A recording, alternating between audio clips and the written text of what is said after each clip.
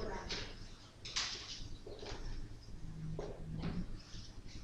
Y esto también les sirve para tener un poquito de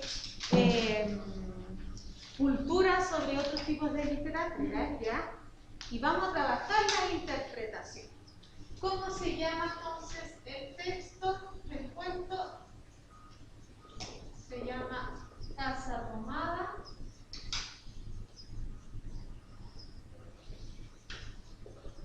Tiene muchas interpretaciones por teóricos literarios y es de Julio Cortázar. Leímos, me acuerdo, un cuento de Julio Cortázar. ¿Cómo se llamaba? ¿Se acuerdan o no? Hicieron una tarea en el primer semestre,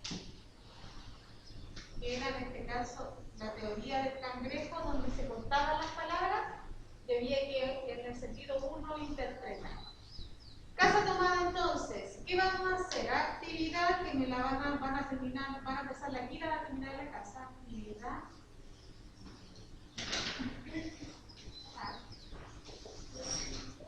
Vamos a leer el cuento y responder las preguntas de comprensión del cuento.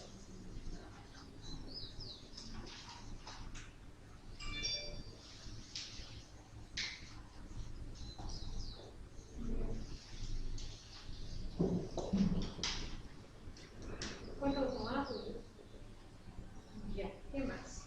Para poder entender este texto vamos a hacer algo bien particular.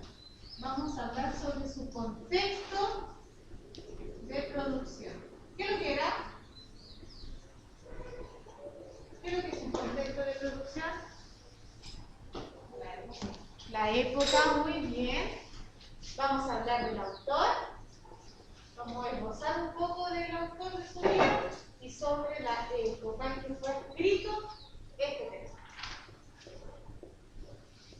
Ya. Entonces, este cuento que vamos a leer, vamos a dejar ahí introducido el cuento, lo vamos a explicar y ustedes van a hacer la tarea en su casa. Les voy a dar la fecha cuando tienen que entregarlo en Classroom. También les voy a adjuntar este texto en Classroom, pero en otro formato. ¿Ya? Y además les voy a sacar una fotito a las preguntas de comprensión lectora. Ya, este texto es bien especial porque también nos introduce un poquito a los cuentos creados por Julio Cortázar, que tienen que ver con los cuentos históricos que él también escribió. Si nosotros vamos a la página 9, arriba tenemos un esbozo de su biografía. Julio Cortázar es un escritor y traductor argentino reconocido por la innovación y originalidad de sus obras narrativas. Principalmente sus cuentos y relatos breves que tienen mucho que decir e interpretar, y es lo que estamos haciendo nosotros en esta unidad, que es la interpretación. En ellos se mezclan lo real y lo fantástico, junto con Jorge Luis Borges, otro escritor contemporáneo vanguardista, ¿ya? Es uno de los escritores destacados del género fantástico de Latinoamérica. Vamos a conocer un poquito de Julio Cortázar. Entonces, ahí tenemos el autor, sobre el contexto de producción, y además, ¿en qué época fue escrito Casa Tomada? En la época, en la década infame. Se los voy a explicar aquí. Entre 1930 y 1943, ¿dónde? En Argentina. ¿De qué se trata esta época, profesora? La década infame es la década luego de la Segunda Guerra Mundial. Argentina, estamos hablando de un país que desde, en este caso, la Segunda Guerra Mundial afectó también a países de Sudamérica, y especialmente en Argentina porque hubo una crisis social. Una crisis social. Hubo presos políticos, la política quería parecerse a Estados Unidos, pero como somos países, aún no era un país desarrollado, en este caso en vías de desarrollo.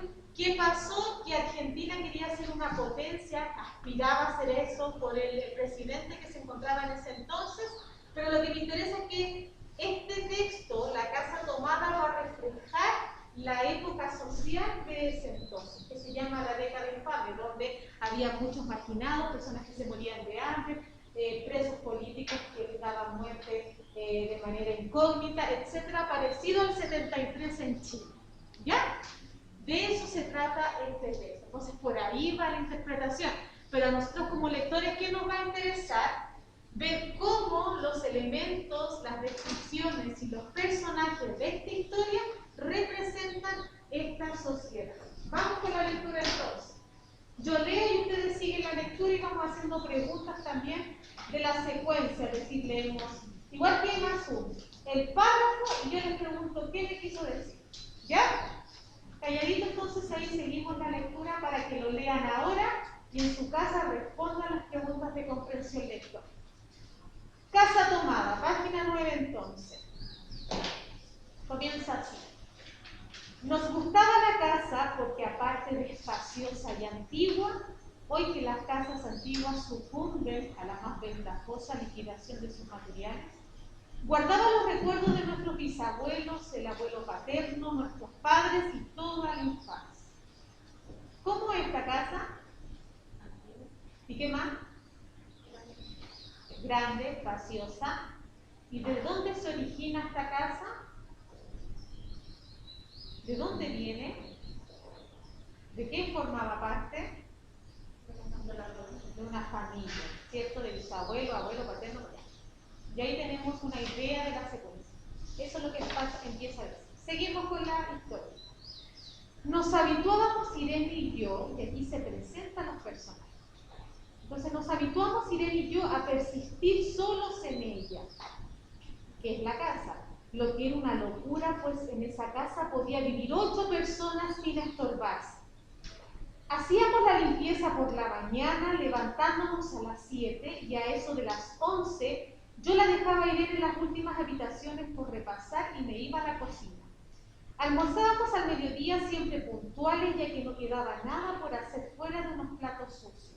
Nos resultaba grato almorzar pensando en la casa profunda y silenciosa y cómo nos bastábamos para mantenerla limpia. A veces llegábamos a creer que era ella la que no nos dejó casarnos. Irene rechazó 2 pretendientes sin mayor motivo. A mí se me murió María Esther antes de que llegáramos a comprometernos. Entrábamos en los 40 años con la inexpresada idea de que en nuestro simple y silencioso matrimonio de hermanos era necesaria clausura de la genealogía asentada por nuestros bisabuelos en nuestra casa. Nos moriríamos allí algún día vagos y esquivos primos que se quedarían con la casa y la echarían al suelo para enriquecerse con el terreno y los ladrillos, o mejor nosotros mismos la voltearíamos, es como mudarse, justicieramente antes de que fuese demasiado tarde. ¿Qué nos dice este párrafo? Nos presenta los personajes. ¿Cómo se llama? Irene y yo. ¿Qué más nos dice este párrafo? ¿Qué son ellos? Hermanos. ¿Qué nos dice de estos hermanos? ¿Están casados? ¿Qué le pasó a Irene? Ya rechazó a 2, en este caso, a 2 pretendientes, y a este yo que tiene que ser el hermano. ¿Qué le pasó? Se le murió, cierto, quizás la pretendiente llamada María Esther. Y enuncia también Julio Cortázar en este párrafo que algo tiene la casa que les impide tener, en este caso, una familia, una pareja. Seguimos con el tercero. Irene, y aquí presenta a cada uno de los personajes. Irene es una chica nacida para no molestar a nadie. ¿Cómo es una persona cuando no molesta a nadie? Tranquila, ¿qué más? Que no molesta a nadie, sumisa puede ser, introvertida, es decir, que algo guarda, no comparte mucho, no se comunica. Entonces Irene era así. Aparte de su actividad matinal, se pasaba el resto del día tejiendo en el sofá de su dormitorio. No sé por qué tejía tanto. Yo creo que las mujeres tejen cuando han encontrado en esa labor el gran pretexto para no hacer nada. Irene no era así. Tejía cosas siempre necesarias, picotas para el invierno, medias para mí, mañanitas y chalecos para ella.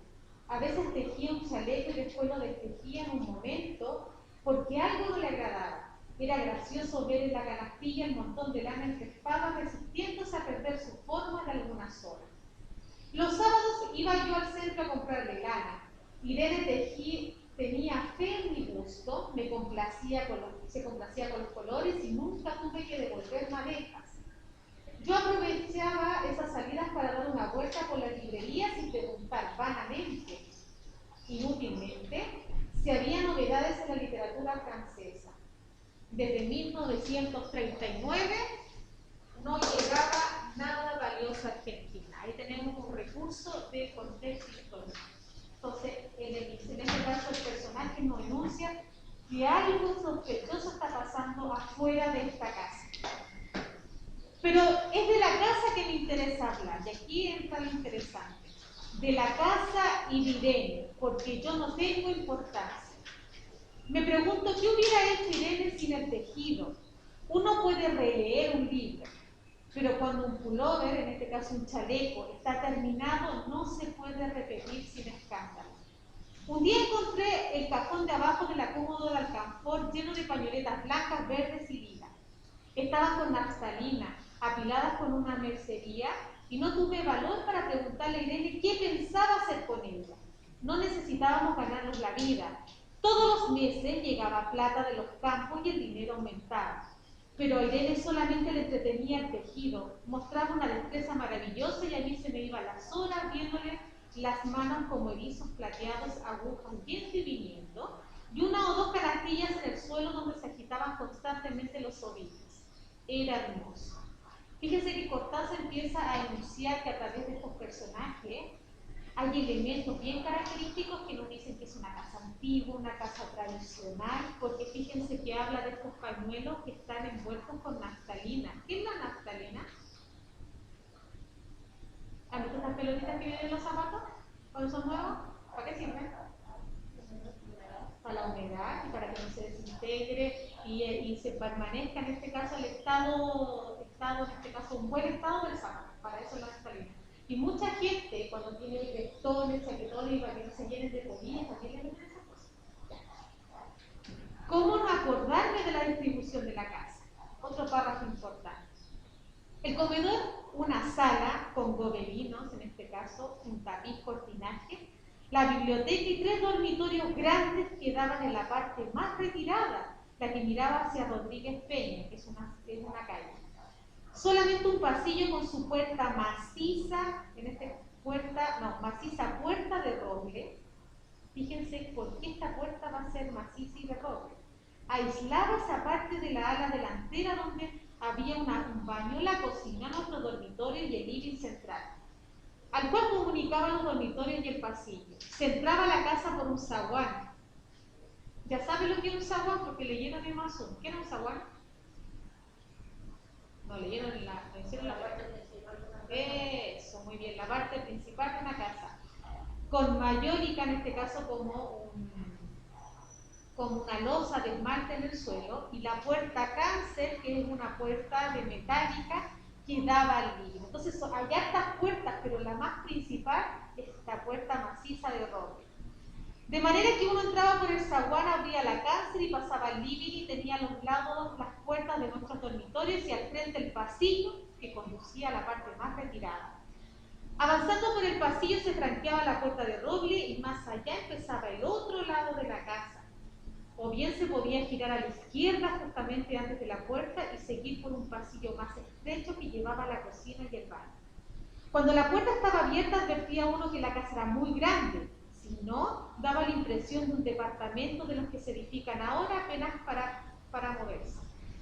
Irene y yo vivíamos siempre en esta parte de la casa, casi nunca íbamos más allá de la puerta de roble, salvo para hacer la limpieza, pues es increíble cómo se junta tierra en los muebles. Buenos Aires será una ciudad limpia, pero eso se lo debe a sus habitantes y no a otra cosa.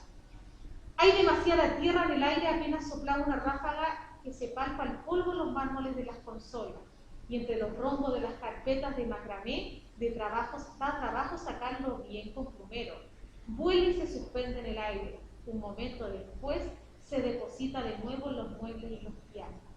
Aquí se describe la casa y cuando uno va leyendo, va descubriendo y se va imaginando esta casa enorme que tiene habitaciones, pero que se divide en dos porque ellos viven solamente en una parte, que son cortados por una puerta de roble y luego viene toda la casa que está al fondo. Sigamos.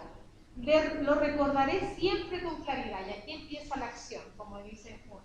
Lo recordaré siempre con claridad, porque fue simple y sin circunstancias inútiles. Irene estaba tejiendo en su dormitorio, eran las 8 de la noche, y de repente se me ocurrió poner al fuego la pavita de mate, en la tetera. Fui por el pasillo hasta enfrentar la entornada puerta de roble y daba la vuelta al codo que llegaba a la cocina cuando escuché algo en el comedor o en la biblioteca. El sonido venía impreciso y sordo, como un volcarse de sillas sobre la alfombra o un ahogado susurro de conversación. También lo oí al mismo tiempo, o un segundo después, en el fondo del pasillo que traía desde aquellas piezas hasta la puerta. Me tiré contra la pared antes de que fuera demasiado tarde, la cerré de golpe apoyando el cuerpo felizmente, y la llave estaba puesta de nuestro lado, y además corrí el gran cerrojo para más seguridad. Fui a la cocina, calenté la pavita y cuando estuve de vuelta con la bandeja del mate le dije a Irene, tuve que cerrar la puerta del pasillo, han tomado parte del fondo. Dejó caer el tejido y me miró con sus grandes ojos cansados. ¿Estás seguro? Asentí. Entonces, dijo recogiendo las agujas, tendremos que vivir en este lado. Yo cerraba el mate con mucho cuidado, pero ella tardó un rato en reanudar su labor. Me acuerdo que me tejía un chaleco gris, a mí me gustaba ese chaleco. Los primeros días nos pareció penoso porque ambos habíamos dejado en la parte tomada muchas cosas que queríamos. Mis libros de literatura francesa, por ejemplo, y estaban todos en la biblioteca. Irene pensó en una botella de esperidina, como un licor argentino de muchos años. Con frecuencia, pero esto solamente sucedió los primeros días. Cerramos algún cajón de las cómodas y nos miramos con tristeza. No está aquí. Entonces, fíjense cómo estos personajes aceptan esta invasión que ustedes van a tener que descubrir quiénes son y que ellos van perdiendo cosas de su identidad, como por ejemplo esta bebida de Argentina, los libros que leía este personaje, este hermano, y que poco a poco van invadiendo su casa y van perdiendo. Es como, por ejemplo, que ustedes estén en una casa enorme y alguien invade la casa de al fondo y justo usted tenía algo bien apreciado, pero no va a poder tomarlo ya, porque ha sido quitado. Seguimos. Y era una cosa más de todos los que habíamos perdido al otro lado de la casa, pero también tuvimos ventaja. La limpieza se simplificó tanto que aún levantando tardísimo, a las 9:30 por ejemplo, nos daba las 11 y ya estábamos de brazos cruzados. Irene se acostumbró a ir conmigo a la cocina y ayudarme a preparar el almuerzo. Lo pensamos bien y se decidió esto. Mientras yo preparaba el almuerzo, Irene cocinaría platos para comer fríos de noche. Nos alegramos porque siempre resultaba molesto tener que abandonar los dormitorios al atardecer y ponerse a cocinar. Ahora nos bastaba con la mesa en el dormitorio de Irene y las cuentas de comida del piano. Fíjense que ya no obstante en toda la casa, ahora se redució su espacio, su hábitat, y están viviendo casi en una habitación. Irene está contenta porque le quedaba más tiempo para tejer. Yo andaba un poco perdida a causa de los libros, pero por no afligir a mi hermana me puse a revisar la colección de estampillas de papá, otra reliquia que simboliza tradición, y eso me sirvió para matar el tiempo. Nos divertíamos mucho cada uno en sus cosas, casi siempre reunidos en el dormitorio de Irene, que era más cómodo, y a veces Irene decía, fíjate en este punto que se me ha ocurrido, ¿no da un dibujo de trébol? ¿Qué significa el trébol? ¿Qué significa un trébol? ¿Un trébol de 4 hojas? Ya, la suerte. Un rato después, era yo el que le ponía ante los ojos un cuadradito de papel para que se viese bien el mérito de algún sello de Eugen y Maldevi, que son como estampillas antiguas. Estábamos bien y poco a poco empezábamos a no pensar. ¿Se puede vivir sin pensar? Cuando Irene soñaba, y aquí es un intervalo de que él demuestra, por ejemplo, en un momento íntimo, cuando ellos duermen separados en su habitación, fíjense lo que relata. Cuando Irene soñaba en alta voz, yo me desvelaba enseguida, nunca Jule habituarme a esa voz de estatua o papagayo, voz que viene de los sueños y no de la garganta. Irene decía que mis sueños consistían en grandes sacudones que a veces hacía caer el cobertor. Ya podían ser pesadillas. Nuestros dormitorios tenían el living de por medio, pero de noche se escuchaba cualquier cosa en la casa. Nos oíamos respirar, toser, presentíamos el ademán que conduce a la llave del velador, los mutuos y frecuentes insomnios. Aparte de eso, todo estaba callado en la casa. De día eran los rumores domésticos, el roce metálico de las agujas de tejer, un crujido al pasar las hojas del árbol filatélico, y la puerta de roble creo haber dicho que era maciza. En la cocina y el baño que quedaban tocando la parte tomada nos ponía a hablar una voz más alta o Irene cantaba canciones de cuna. En una cocina hay demasiados ruidos de loza y vidrio para otros sonidos que irrumpan en ella. Muy pocas veces permitíamos allí el silencio, pero cuando tornábamos a los dormitorios y al living, entonces la casa se ponía callada y a media luz. Hasta pisábamos despacio para no molestarnos. Yo creo que era porque de noche, cuando Irene empezaba a soñar en alta voz, me desvelaba enseguida. Es casi repetir lo mismo salvo las consecuencias. De noche siento sed y antes de acostarnos le dije a Irene que iba hasta la cocina a servirme un vaso de agua. Desde la puerta del dormitorio ella decía, oí ruido en la cocina. Tal vez en la cocina o tal vez en el baño porque el codo del pasillo apagaba el sonido. A Irene le llamó la atención mi brusca manera de tenerme y me vino a mi lado sin decir. Terminando ya. Vino hacia mí sin decirme una palabra. Nos quedamos escuchando los ruidos, notando claramente que era de este lado de la puerta de roble en la cocina y el baño, o en el pasillo mismo donde empezaba el codo casi al lado nuestro. Algo significan estos ruidos que van a venir. No nos miramos siquiera. Apreté el brazo de Irene y la hice correr conmigo hasta la puerta cáncer sin volvernos hacia atrás. Los ruidos se oían más fuertes, pero siempre sordos a espaldas nuestras. Cerré de un golpe la cáncer y nos quedamos en el zaguán. Ahora no se oía nada. Han tomado esta parte, dijo Irene. El tejido le colgaba de las manos y las hebras iban hasta la cáncer y se perdían debajo. Cuando vi que los ovillos habían quedado del otro lado, soltó el tejido sin mirarlo. ¿Tuviste tiempo de traer alguna cosa?, le pregunté inútilmente. No, nada. Estábamos con lo puesto, me acordé de los 15.000 pesos en el armario de mi dormitorio. Ya era tarde ahora. Como me quedaba el reloj pulsera, vi que era las 11 de la noche. Rodeé con mi brazo la cintura de Irene y yo creo que ella estaba llorando. Y salimos así a la calle. Antes de alejarnos, tuve lástima. Cerré bien la puerta de entrada y tiré la llave a la alcantarilla. No fuese que algún pobre diablo se le ocurriera robar y se metiera en la casa a esa hora y con la casa tomada.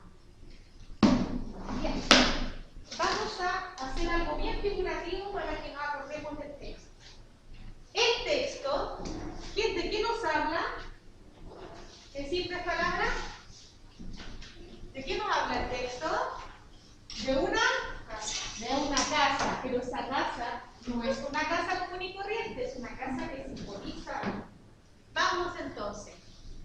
Esto es una casa que tiene varias habitaciones, ¿cierto? Varias habitaciones. Y acá hay un pasillo grande, aquí hay otras habitaciones. Y aquí está la habitación de los dos personajes. Y aquí hay una puerta. ¿Y cómo es esa puerta maciza de? Roble. ¿Qué simboliza el roble? ¿Cómo es un árbol de roble? Fuerte, duro, porque si yo golpeo con un martillo el roble, la madera, es imposible quebrar.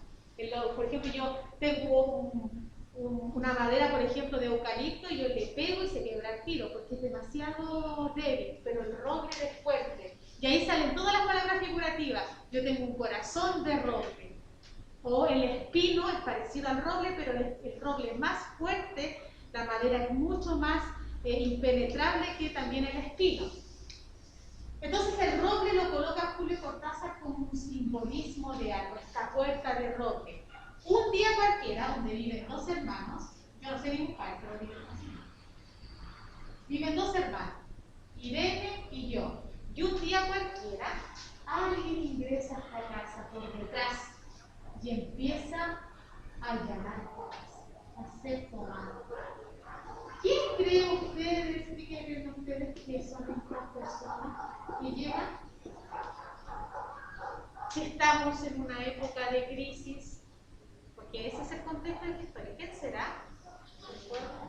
El pueblo, muy bien, o sea, lo vamos a llamar como los marginados. Por ahí va la interpretación. ¿Estos hermanos socialmente son personas pobres? ¿Por qué? ¿Quién me puede decir dónde me dice que no son pobres? ¿Dónde Julio Cortázar dice que no son pobres? Habla que reciben ingresos del campo. Muy bien. Habla que reciben ingresos del campo y eso hace que ellos no tengan un trabajo ni una profesión, pero sí tienen gustos y hobbies. ¿Qué le gusta a Irene? Y a él, leer. Literatura francesa, por eso él se cuestiona que desde 1939 no llega ninguna cosa innovadora por todo este contexto social.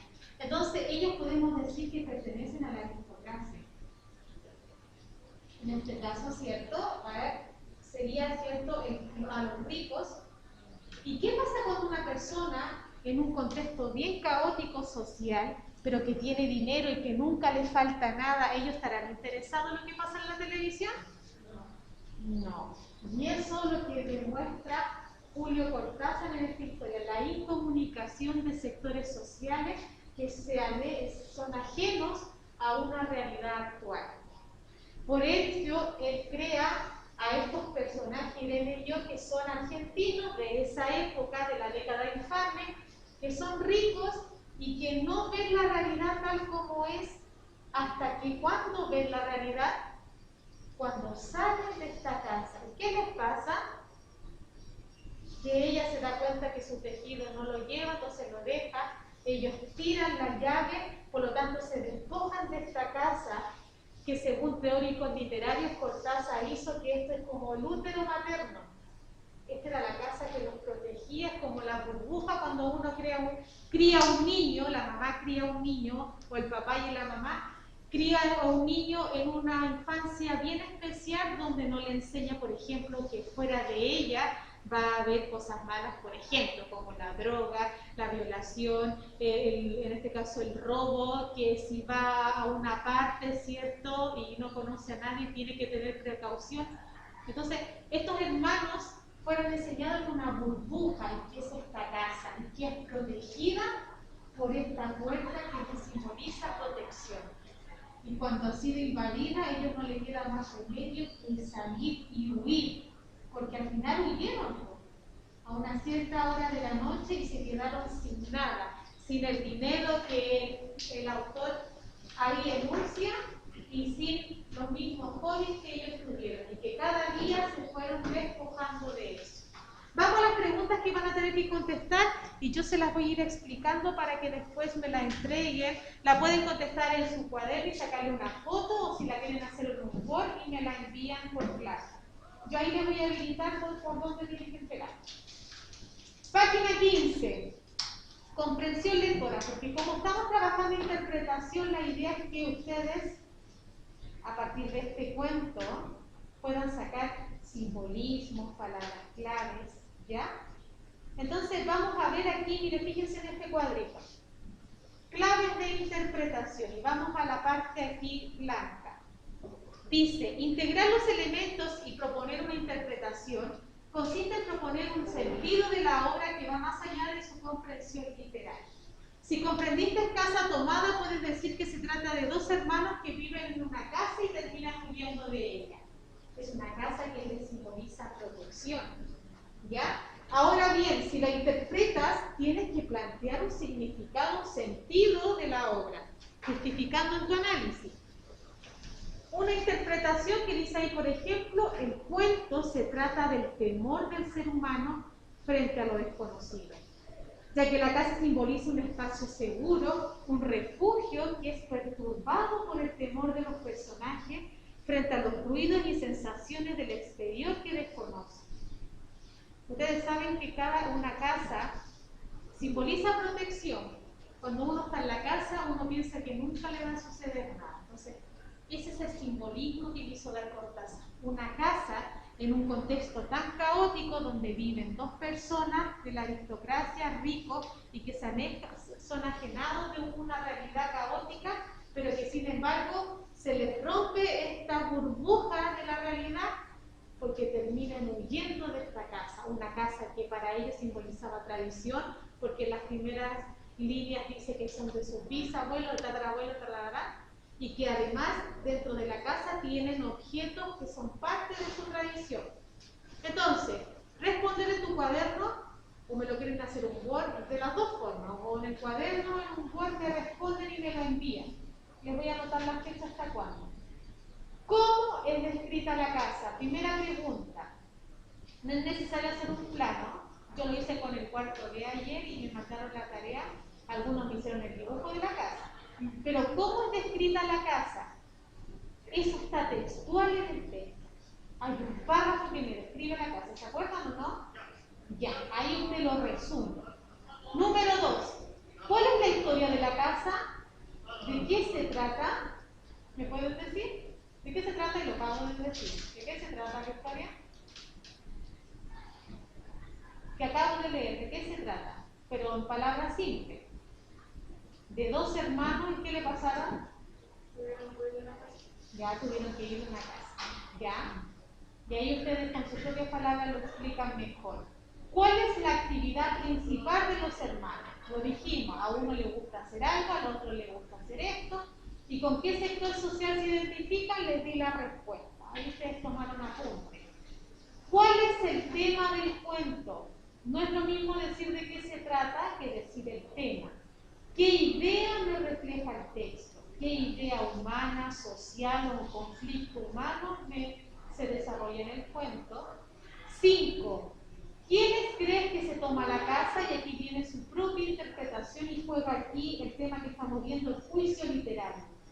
¿Quiénes creen ustedes como lectores, por lo que pudieron comprender del texto, son los que llegan a esta casa tomada? ¿Y por qué motivo? Yo les di una pista. Acuérdense que estamos esta historia está sucediendo en un contexto caótico, ya de pobreza, donde está muriendo gente, que hay cambios políticos, etc. Después de estas preguntas bien básicas se van a ir a la parte de interpretación, que es la 6, la 7 y la 8. 6. ¿Qué significado tenían para los hermanos los objetos valiosos que habían heredado de su antepasado? ¿Qué significa tener una reliquia en la casa que han sido tenida por mi tatarabuelo? ¿Qué simboliza para ustedes una reliquia, sea un reloj, sea un mueble? Por ejemplo, mi escritorio era de mi tatarabuelo. El escritorio que tengo en mi casa, mi mamá me lo pasó a mí, como soy la única que lee que me quito en la casa. Ese escritorio tiene miles de años, pero para mí simboliza algo. ¿Qué simboliza para ustedes una reliquia? Memoria, ¿qué más? Empieza con T. Que es propio de mi familia. Tradición. ¿Ya? ¿Cómo se representan los roles de género dentro del cuento? Tenemos roles de género, que son hombre y mujer. ¿Qué más? ¿Qué conexión tiene ese hombre y mujer? ¿Qué son? Hermanos. ¿Hay diferencias de pensamientos y actividades? Uno, por ejemplo, es más machista que otro, o ambos son dos hermanos con igual personalidad. ¿Por qué? ¿Dónde puedo demostrar como lector que ellos fueron iguales? ¿Cómo? ¿Qué me vas a decir tú? Que hacía las cosas juntos. Él no, el yo, que es el hermano, porque él nos cuenta la historia, no dice, hoy la iglesia viene y me deja todo, hace el aseo y yo no hago nada. No, ambos compartían las mismas actividades. Por ahí va la respuesta. Y por último, puede decirse que este cuento, y aquí viene su interpretación y juicio literario, puede decirse que este cuento representa la soledad y la falta de comunicación en la actualidad. ¿Por qué? Muy bien, estaban ajenos a esa realidad en el que estaban. Por eso, por ejemplo, han sido invadidos y ahí ustedes me van a tener que responder como en una pregunta se dice, ¿quiénes que llegaron a esta casa y la tomaron. Que para ellos fue extraño y tuvieron que salirse de ella, pero fíjense que ellos cuando fueron invadidos muchas veces decían que les resultaba más beneficioso. ¿Por qué?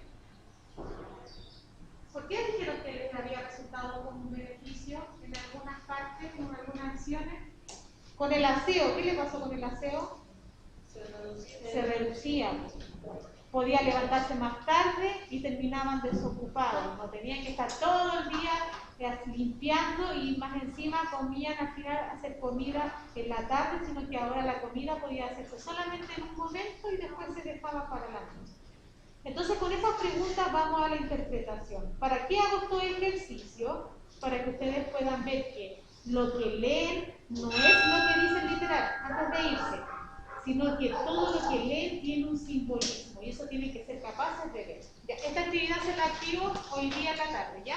Y me la tienen que entregar hasta el próximo miércoles de la otra semana. Déjenme todos los libros ahí.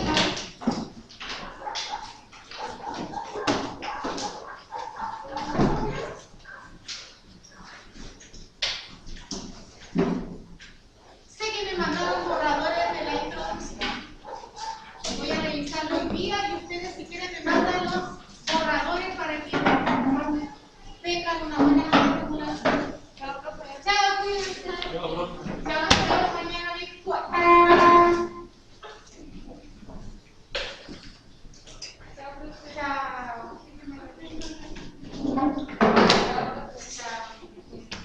Chao. Chao, chao. Chao, profe. Chao.